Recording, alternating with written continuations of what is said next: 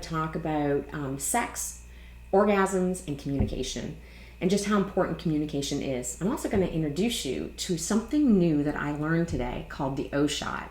So I was at a salon today, and the young woman that was working with me was talking about how she gets a lot of older clients come in, and they're asking her advice on sex toys. There are a lot of people in general who are dissatisfied in their sexual lives with their sex partner. They're unsatisfied. And one of the number one reasons for this is lack of communication. People just don't communicate. They feel uncomfortable communicating about what they truly desire, want, like, don't like. And the longer you are with a person and you don't communicate, the harder it is. It's kind of like when you first meet somebody and you miss their name. And so you see them again, you go, oh, you're comfortable the second time, you go, I'm sorry, what was your name? But come the third time, too late. You can't ask that person's name because you've known them too long to not know their name. It's similar like that with communicating when it comes to sex and intimacy.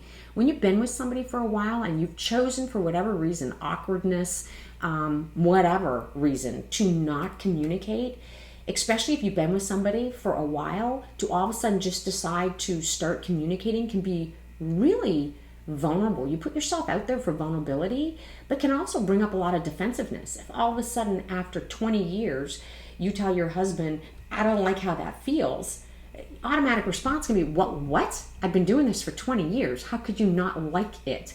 Maybe you've just been silent. You've had children, and so you're having sex and you don't want to be loud. So you've been this very quiet person in the bedroom, but now your kids are gone and you want to start making a few sounds, but you're kind of uncomfortable because you get a little embarrassed.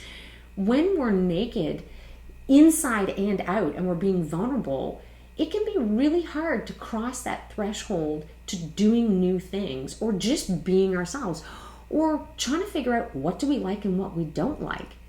So going back to the person that was helping me today, she was talking about how these older women come to her for advice on sex toys. And then she told me something else. She goes, there's this thing called an O shot. She asked me if I knew what it was, and I had no idea. So she explained it to me, and then I came home and I'm like Googling it. An O shot is where you go in to a place that offers this service. This is for women, they will extract some of your blood, put it in a centrifuge, and then take the platelets and inject them after numbing, inject them into your clitoris, your labia, and your G-spot. I mean, immediately I'm thinking that does not sound comfortable at all, but I guess people are saying that have it done. It's like less painful than Botox. And there's still research that needs to be done on it, but it can heighten people's sexual desires. It heightens sexual experience. It can actually help with lubrication. Of course, there's potential side effects, like as with everything. So I had to laugh. I mean, I know it's really serious, but it's like some of the side effects are continuous sexual arousal with urination, spontaneous orgasms.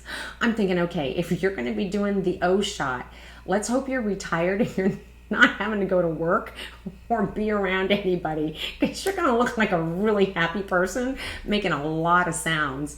And there's some other side effects also, but I did find that a little humorous. So just ultimately where it gets to, it's communication. And sometimes communication, you can feel like it's just so difficult, or it depends on what your communication styles are with your partner also. Maybe both of you just find communicating in general difficult. And sometimes it's important maybe to lean on a third party that can help communication, where you can meet in a neutral setting, and a mediator like a life coach or a sex therapist can kind of come in between and help the communication go back and forth and remove the defensiveness, and also try to remove the vulnerability also. Because ultimately life is short, and if you're going to have sex, you want it to be good.